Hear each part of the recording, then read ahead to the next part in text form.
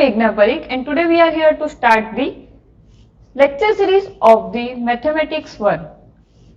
Today our topic is infinite series part 2. See, in first session we are discussed about the sequence. Okay, sequence, limit of the sequence, convergent and divergent topic of the sequence.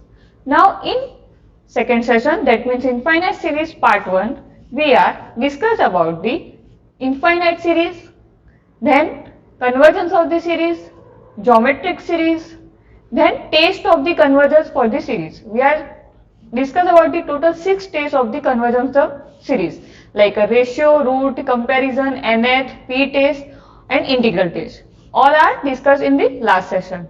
So today we are take here to alternating series. What is the alternating series? Alternating series contain the positive and negative terms in alternating formations. Example, -2 plus 1, -1 by 2 plus 1 by 4. These are alternating series. See here in the pattern, minus, plus, minus, plus, minus, plus. Okay. So this is a geometric series with a equal to -2 and r equal to -1 by 2 and it is converged to -4 by 3. We are taking a ratio of the sum as per the geometric series, then we getting a -4 by 3. Where a geometric series is convergent? When modulus of r is less than 1. What is the r? R is a -4 by 3. If we are taking mod, then it is plus 4 by 3 is less than 1. So this series is convergent. Okay. Now what is alternating series formation? Alternating series formation is summation n equal to 1 to infinite minus 1 raised to n or summation n equal to 1 to infinite minus 1 raised to n plus 1 an. Both are example of the series. Like first is minus 1 raised to n plus 1, 1 upon 2 raised to n. So we are taking alternating sign. Similarly, in the second example, we see that minus 1 raised to n into 1 by n. It is also considered a alternating sign.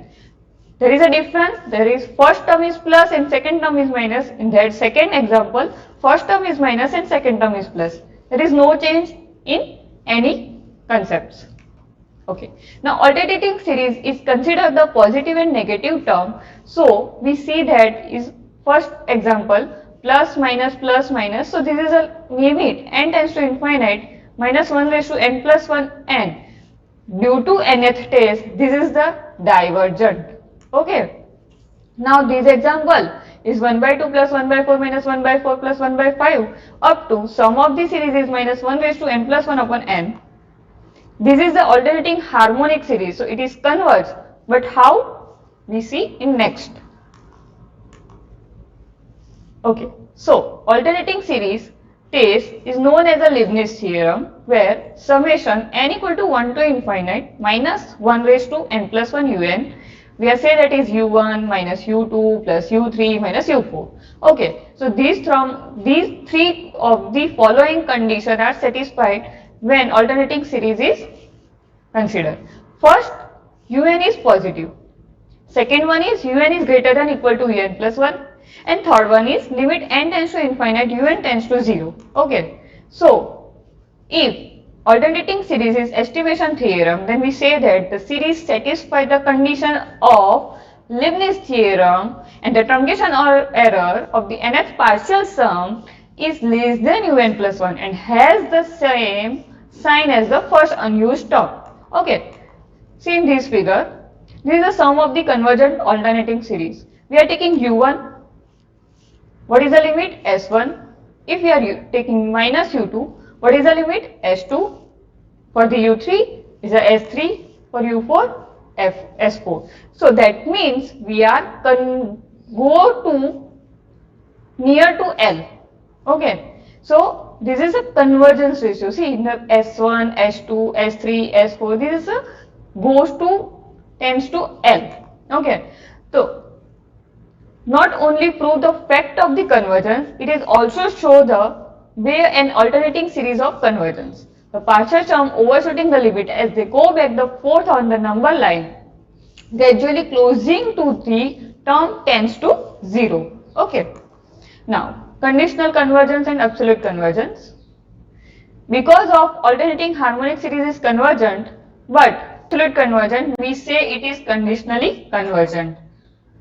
When take it for the granted we can rearrange term of the finite sum without affecting the sum.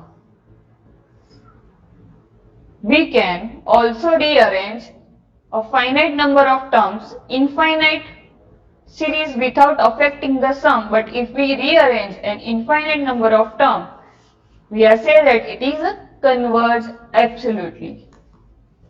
Now we are taking an example. Okay. First of all, we say that series is absolute convergent if the corresponding series absolute value that means modulus value is convergent. A series that converges but does not converge absolutely, it is converged conditionally. But in the converse, that means converse is not true for the series. Those are the examples. We are taking first examples. What is the first example? Okay. Limit summation n equal to 1 to infinite minus 1 raised to n upon under root n plus under root n plus 1. We are taking un. Un is 1 upon under root n plus 1 upon under root n plus 1, and we are taking un plus 1, 1 upon under root n plus 1 plus 1 upon under root n plus 2. What is our condition of the Leibniz theorem? In right side, we say that each un is positive. Every first condition is un is positive. So un is positive. Second one condition is un is greater than equal to un plus 1.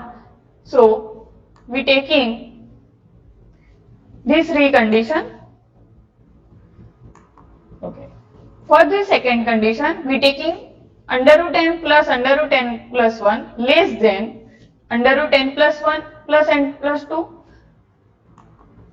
Taking inverse 1 upon under root n plus 1 upon under root n plus 1 greater than 1 upon under root n plus 1 plus 1 upon under root n plus 2. So this is the proof that un is greater than un plus 1. So series is numerically decreasing, so un equal to 0. Both three conditions are satisfied. So this series is convergent using Leibniz theorem conditions. Okay. Now we are taking un 1 upon under root n plus 1 upon under root n plus 1, okay, and taking vn as a 1 upon under root n. Now using comparison test, we are applying limit n tends to infinite un by vn. We are getting a limit 1 which is a finite and non-zero, so vn is divergent using p-test. P-test is p equal to 1 by 2. 1 by 2 is less than 1. So, due to this p-test, Vn is divergent.